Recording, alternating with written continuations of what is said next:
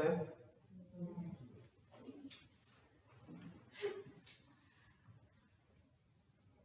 Dia negeri baik. Diana Taresi. Ada Pak. Elizabeth Ferrara. Asai Patari. Corinus Nataniwa. Luther Okue. Mariam Kemamari. Martina Ginuni. Mustika Keda. Ada Pak. Noli Makona. Philip Morin Makwai. Ruth Hermina Negore. Ada Pak. Salmon Kirivare. Bolos. Sarwantar Minga Soy. Ada Pak. Trifena Ergitoy. Vicky Novite Tarika. Yansen Tagilasaro. Yansi B. Masi. Yeskel Saupa. Yopi Kaire.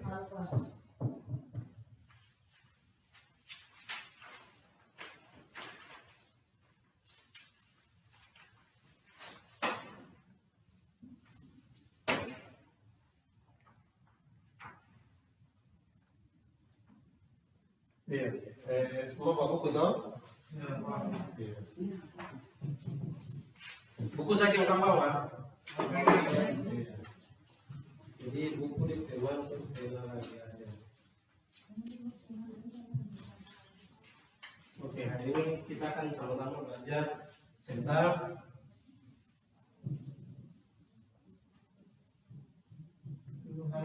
kehidupan.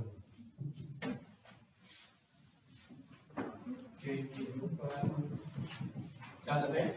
Catat kehidupan.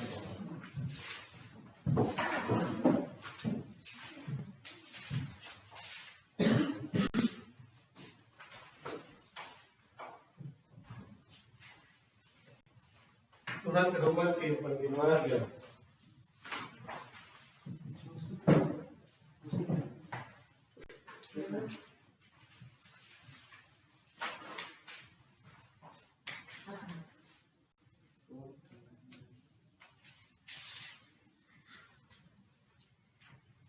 Ya, jadi Pak Guru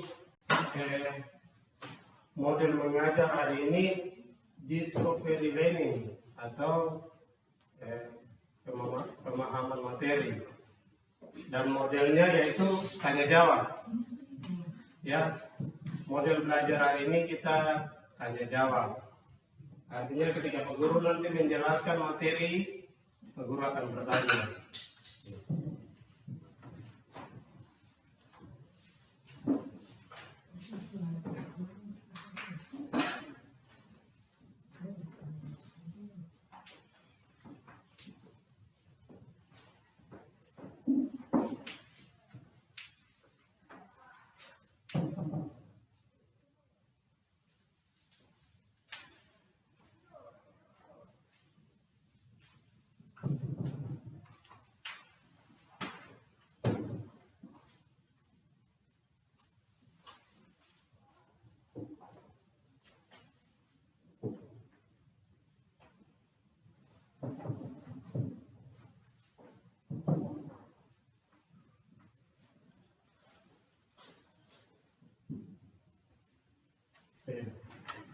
Kita akan sama-sama belajar mengenai peran Allah dalam kehidupan keluarga, mengakui peran Allah dalam kehidupan keluarga.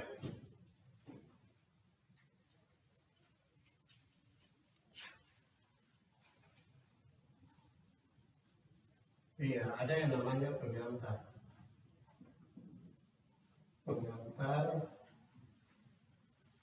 Supaya kita akan lebih jauh memahami tentang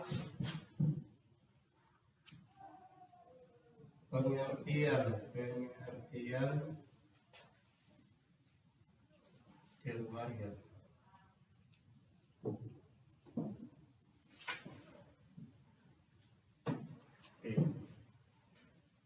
Sebagai pengantar, Pak Guru akan menceritakan sebuah kisah dari kehidupan keluarga yang hidupnya memang sederhana, namun mereka bahagia.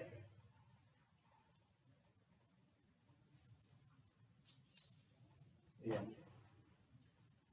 Dari sebuah cerita kehidupan keluarga Cemara, hiduplah satu keluarga di mana ada bapak, mama, dan anak-anak.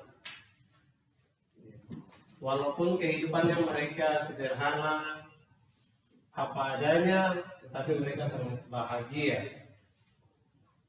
Ya, karena ada anak-anak yang melengkapi kehidupan dari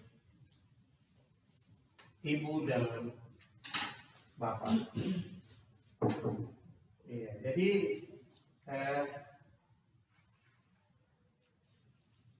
ada kalimat yang berkata begini, harta yang paling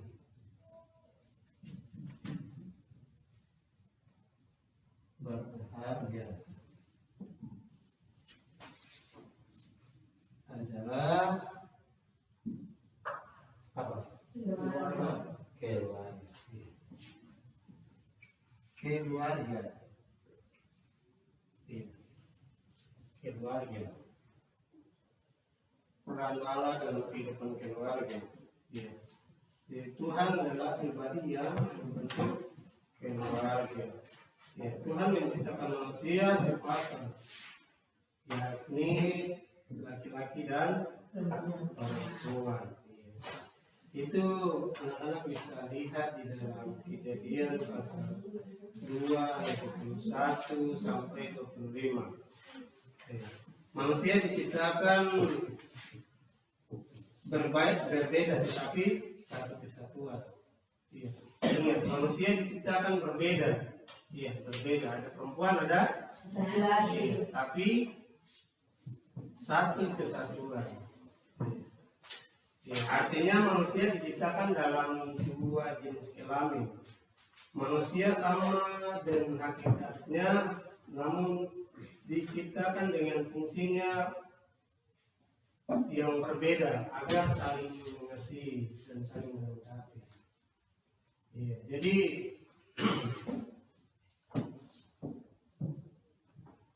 Tuhan itu adil atau Allah itu adil. Dia menciptakan manusia itu saling melengkapi. Tidak kasih langsung itu kelebihan sama dengan dia, tidak. Tetapi Tuhan menciptakan manusia itu saling melengkapi. Ya, artinya kalian punya kekurangan, Pak Guru bisa melengkapi. Ya, Pak Guru punya kekurangan, kalian bisa melengkapi. Artinya saling melengkapi.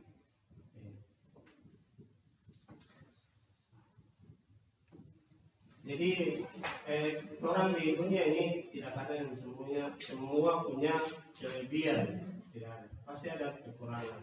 Toh?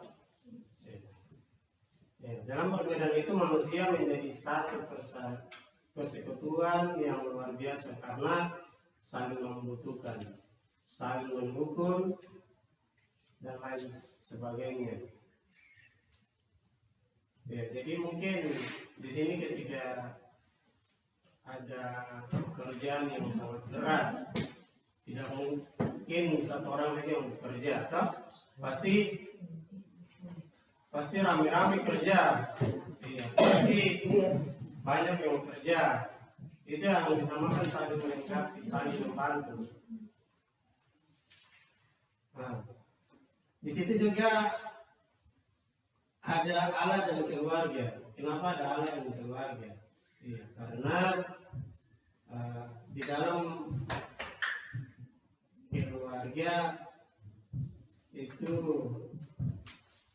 harus kita hadirkan Tuhan bersama-sama dengan Tuhan. Hadirkan, ya. Jangan hadirkan. Iya. Harus Tuhan itu menjadi pedoman dalam punya keluarga. Iya. Jangan kau hadirkan bahaya. Kenapa? tidak boleh hadir. Karena kalau Tuhan hadir berarti kiamat. Itu yang harus kita pahami. Iya, coba kita baca di Wahyu, Tuhan datang berarti tandanya kiamat. Iya. Itu yang kita harus pahami. Iya. Jadi seorang anak yang berkembang menjadi remaja mempunyai dua dimensi kehidupan, sedang dan yang akan dijalani. Jadi ini siswa atau anak-anakku sekalian ini sedang menjalani kehidupan, iya, sedang menjalani. Nah, di situ nanti akan ada pernikahan. Ketika kita tumbuh dewasa, kita bekerja, sudah punya pendamping, kita akan berkeluarga. Ya, tapi sementara ini kita masih jalani sebagai seorang anak. Ya, ketika kita masih menjalani kehidupan kita sebagai seorang anak, kita masih tanggung jawab siapa? Orang tua, betul sekali. Ya. Jadi sementara ini kita masih tanggung jawab orang tua. Ketika nanti kita sudah berkeluarga, kita masih tanggung jawab orang tua lagi atau tidak? Tidak. Karena apa? Iya, karena sudah berkeluarga sendiri, sudah punya tanggung jawab. Iya. Tanggung jawab terhadap siapa? Anak dan istri. Anak dan istri. Nah, jadi di situ ada bagian-bagian. Nah, keluarga sebagai pusat pembentukan kehidupan rohani. Dari keluarga kita mempelajari pola hubungan akrab dengan orang lain, dengan nilai-nilai, ide dan perilaku yang berproses hari demi hari, tahun demi tahun. Di samping keluarga juga ada sekolah, gereja, kelompok masyarakat yang juga berperan membentuk jati diri dan kehidupan rohani. Iya, jadi di dalam keluarga kita dibentuk. Di dalam gereja kita dibentuk, rohani kita dibentuk sebagai anak-anak yang takut akan Tuhan. Yang berikut keluarga sebagai tempat pernaungan kudus. Iya, maksudnya adalah keluarga merupakan tempat penerima, pembinaan, pertumbuhan yang memberdayakan anggota-anggota keluarga untuk berperan serta dalam tindakan kasih dan penyelamatan anak yang terus berlanjut. Iya, jadi di bagian B itu keluarga sebagai tempat bernaungan. Artinya keluarga itu sebagai peran. Kehidupan keluarga, orang-orang yang ada dalam itu dia berperan. Iya, berperan sebagai mungkin seorang bapak berperan sebagai kepala keluarga untuk mencari nafkah.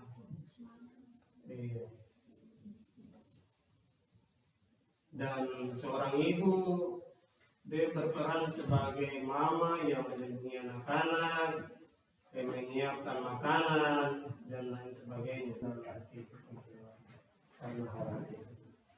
Oke? Jadi sampai di sini perjumpaan kita. Kita jumpa lagi minggu depan di hari yang sama. Kita akan diskusi dengan materi ini. Oke, selamat siang. Oke, sebelum kita mengakhiri pelajaran hari ini, mari kita berdoa. Baik, Tuhan Yesus, terima kasih di siang hari ini kami boleh menerima pelajaran agama. Tuhan Yesus memberkati kami semua supaya dapat mengerti, memahami pelajaran yang sudah kami belajar bersama. Kami akan pulang ke rumah kami masing-masing. Tuhan sertai, lindungi kami dan berdoa kami sehingga kami tidur di rumah kami masing-masing dengan penuh sukacita.